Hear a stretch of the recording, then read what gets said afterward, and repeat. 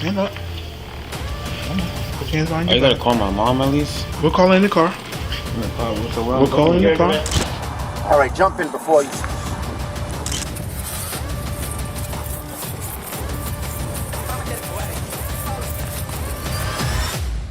Nobody enjoys getting arrested, but when you break the law, there's no escaping the consequences. Whether you're at work, home, or even a preschool, if you've done wrong, law enforcement will find you. Today, we're delving into unexpected workplace arrests, from a councilman nabbed post-court to a DoorDash driver taking a sudden fall, and even an employee caught stealing.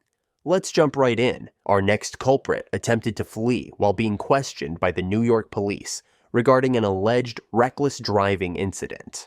You may have already caught a glimpse of this incident in a viral video captured by a bystander. While many were quick to criticize the officers involved, there's more to this story than meets the eye. I'm doing DoorDash. Yeah, I got my, what you call it, title and everything for the bike. You need a register. You need a license plate for it, don't you? I can use the bike for DoorDash. I'm picking up a delivery right now. Yeah, because you can't have this on the road. Yeah, it's a 49cc though. Doesn't matter. If you're using it on the road, you have to have it registered with New York State. Do you have any paperwork for it at all? Yes, I do. I can show you right now. Yes, I can show you right now. I can see your license. As the woman rummages through her phone for the paperwork, the officer engages in conversation with another woman. Despite the officer's repeated request, the driver continues to scroll through her phone, indicating reluctance to hand over her license without resistance. Perhaps she's hesitant because her license is a special color, one that the officers seem unable to discern. Why? I don't understand. I'm doing Uber Eats. I'm doing a job. She has a license. Well, you were driving this. Yeah, but I drive it too. Yeah, but she was driving when we observed it. But I drive it too. That has nothing to do with what She we was saw. driving. So we need to see her license because she can't I'm be about to driving. show you my title to the bike, sir. Right. I'm just trying to... I understand, ma'am, but I you don't need to have a understand. license. I'm doing a job I'm right a licensed now. driver, so since I'm with her, it doesn't that make sense? This is No, crazy. she was The driving. main question is there's no registration on the Yeah. vehicle. I'm not getting away. Stop! Why are you trying to take my bike? Why are you trying to take my bike? Come on, I'm doing it. I'm not assisting the bike. I'm not assisting the bike. Under arrest. He slammed a girl for no reason. After she's on the floor, and you were standing over there with. You had your gun. You had your hand on the gun with a female. He slammed on the floor. You slammed a girl for no reason. Sir, she attempted to flee. The officers may have been somewhat excessive, but what prompted her escape? The suspect's friend continued recording, while the man who intervened resorted to playing the race card before departing. This whole situation could have been handled calmly if the woman didn't try to put the dash in DoorDash. Our suspect tells her friend to call her mother because her uncle is a cop. You did this on big time. On camera. I hope you can't. You still left for 49cc. Like beating up girls. Put my hat on my head, Carly. I'm doing a delivery to get juice. Work around it because he had. All you need to do is But I have the license. I told you that. that's the paper for the car. But I had it. He's trying to run. It doesn't matter. I had it. I got a screenshot of it in my phone. I told him I'm doing Uber Eats. Then provide the paperwork and not run. He's trying to run for no reason. Yes, he's telling me I need a license. I don't have a license for the bike. Plus, I'm not. Now, in my younger days, I often rode in the passenger seat with my mom. By their logic, it seems they'd consider 10-year-old me fit to drive on the freeway. While many around the cops are portraying them as in error, we recognize both perspectives. The officers were fulfilling their duties, yet bystanders witnessed only a fraction of the incident. We welcome your thoughts on who was justified in this situation. Stop harassing people.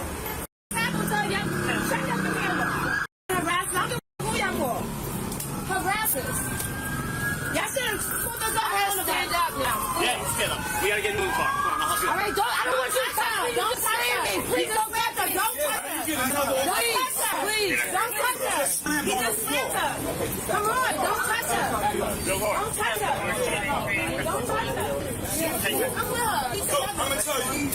She's wrong. He's wrong. He didn't rape her. He went Him up and and him are that's a female. he could have shoved it down. Please, since they got on the scene, it's two females. He started this with his hand on his gun, him with the hand on the taser. She's wrong. She took off from the bike. The officers lifted the motorcycle amid the continued yelling of the male and female, as if it had been ongoing throughout. The woman openly confessed to fleeing because she lacked a license. Yet some still attempted to vilify the police.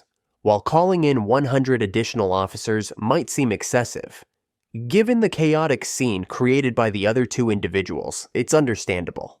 The woman faced charges of reckless driving, obstruction of governmental administration, and resisting arrest when most 17-year-olds were navigating the typical routines of school, socializing, and maybe indulging in a bit of rebellious fun.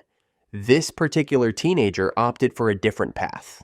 Instead of the usual teenage escapades, he chose to take a more illicit route by stealing from his employer.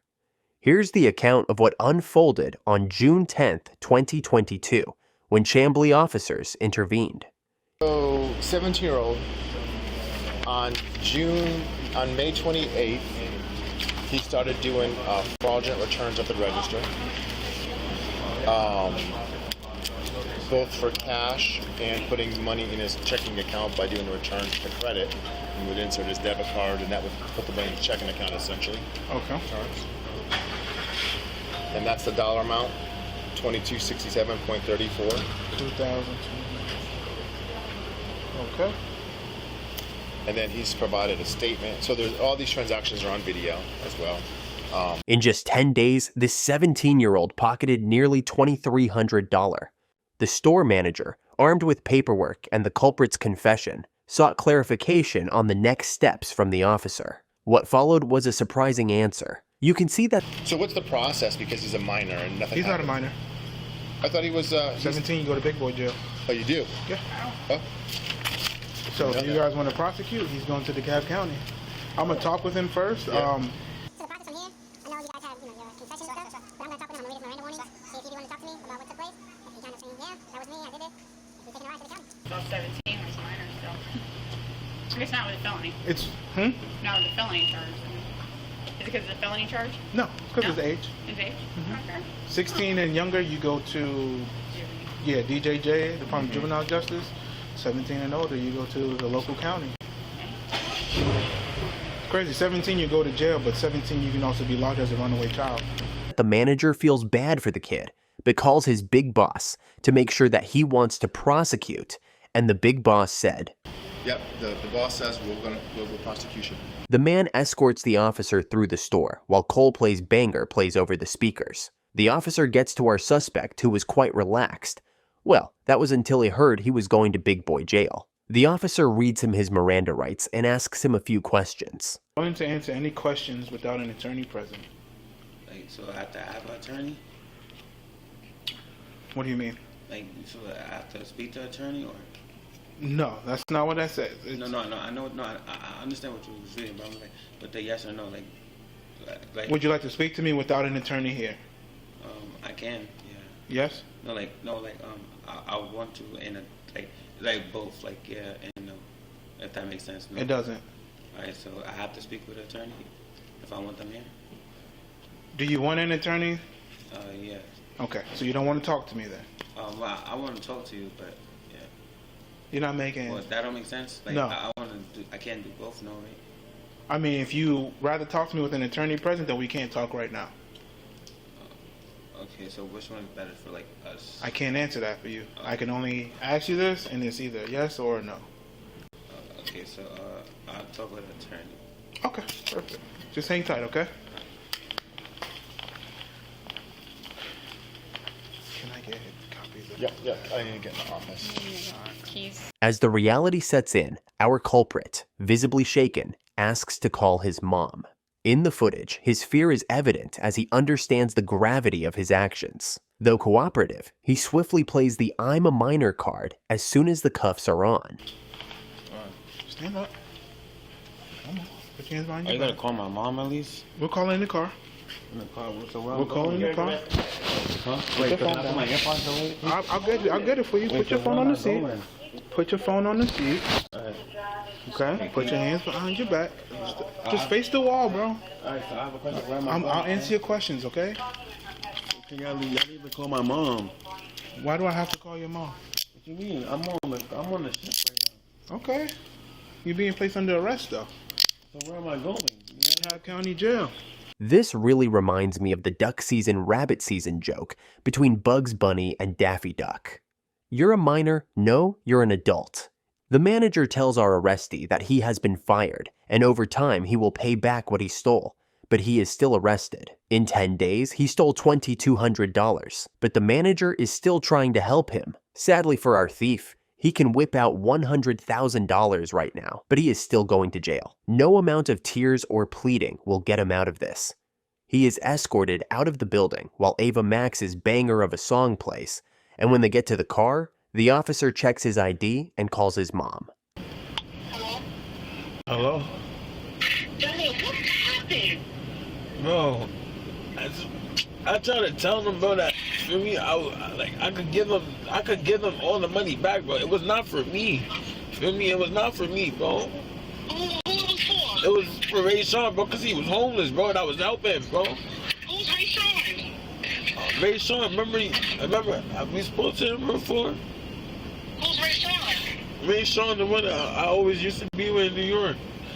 The one that was like family, and I was. So did they take you to jail? I don't know. He said that I'm. Yes, ma'am, I am. See, he said since I'm 17, I gotta go to jail. But how? I'm on. Feel me? Like. He going to jail? Okay. Sir, please explain to me what's happening.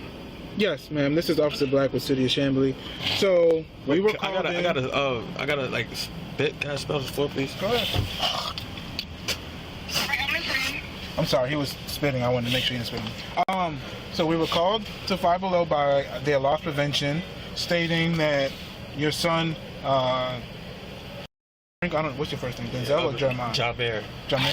Jameer, over the course of 10 days, did, I don't want to give you the wrong numbers, 16 transaction frauds, totaling into an amount of $2,267.34. Of that $2,267.34, $1,556.18 went to his debit card, and $711.60 he took out in cash. Okay. So, being that he did fraudulent returns, he is going to go. They wanted to prosecute and pursue charges on him. So, being that they want to pursue charges on him, and he is 17 years of age, he gets transported to DeKalb County Detention Center. He does not go to juvenile court. He is 17 in the state of Georgia. 17. You are out. The distraught mother asked the officer about the next steps. He explained they'd head to the county jail, where her son would face a judge for bail. Reassuring her, he mentioned she could retrieve him afterward. Over the phone, the officer comforted the young thief, suggesting he wouldn't be in jail for long, likely released later that day or the next. The young employee, charged with theft, was escorted to jail. In Rhode Island, a councilman's day at court took an unexpected turn when he opted to indulge in crack cocaine.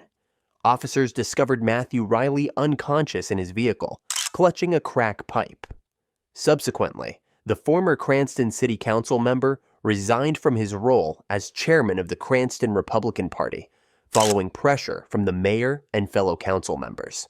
As officers approached his vehicle, he was observed sleeping with his mouth agape, holding a lighter and pipe in hand. Oh, no way, dude. Really? Yes, yes. I was just on my way back from court. Bro.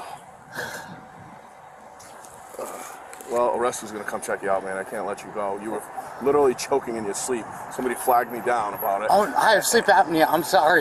Well, and then you have a crack pipe in your hand, so it's like... Wait, sorry. Listen, I have a body camera. Obviously, everything I have is recorded. You know that, and what I've observed is on camera, so I can't pretend I didn't. You know, so a rescue's gonna come here, and they're gonna check you out. You know, as far as I know, there's no drugs anywhere, so I can't. You know, so there's not a criminal investigation. There's more a health or well-being check type thing. Thank you. But yeah, I obviously have to document it, you know. You can have that back. Thank you. So will be no arrest? What? There will be no arrest?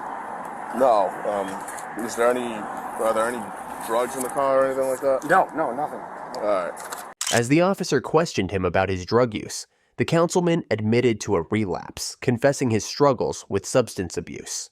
When EMTs arrived to assess him, the officer conducted a search of the car, uncovering a chore boy, commonly used to make a crack pipe. With backup on scene, the officers tested the drugs found in the vehicle, confirming it was indeed crack. No surprise there. Despite his arrest, the councilman's primary concern seemed to be the media's perception of the situation. Well, we don't report nothing to the media unless someone tells them. So, and then arrest records are public record. I'm not going to lie to you. But What we can do for the kids. there's not much we can do on this. Unfortunately, if I was in your situation, I'd be in handcuffs. No, I'm not saying. You know? I'm not saying don't arrest them. Yeah, I'm saying yeah. In terms of media for the kids, as much as Yeah, no. it's Listen, required. we are only required to release what we release, and we won't. We have to release an arrest record by law. You know. All right, jump in before you. I mean, you're not going to be there all day. You'll be in and out. I'm going to keep your wallet with me. I have your phone already. You want me to throw this stuff in the car real quick? Sure. All right. Just step on in here. I'll buckle you up. Oh, wait. Matt, who's going wrong to come side. get that car I thought this out? is a full cage. What's that? Get in here. Who's going to come get this car out, though? Tomorrow. Oh. My car's getting fixed. Oh, this isn't even your car? No, it's a loaner All right. car. Matt. Yep. All right. I mean, there's all shit on the seat. All drugs on the seat. Yeah, I mean, I wasn't joking. I have an appointment on the 17th. All right. I'll crack a window for you in a second. Matthew faced charges of drug possession, but that wasn't the extent of his offenses. Shortly after the initial incident, he found himself in trouble once more, this time facing charges of sexual assault and child molestation. Shockingly, this occurred less than a month after his arrest for drug-related offenses. I think I now know why you went through a messy divorce, Matt. Which story did you find most intriguing, and do you have any tales of people being arrested on the job? Share them in the comments below. We love hearing your stories. Don't forget to like and subscribe for more content like this, and we'll catch you in the next video. Until then, take care.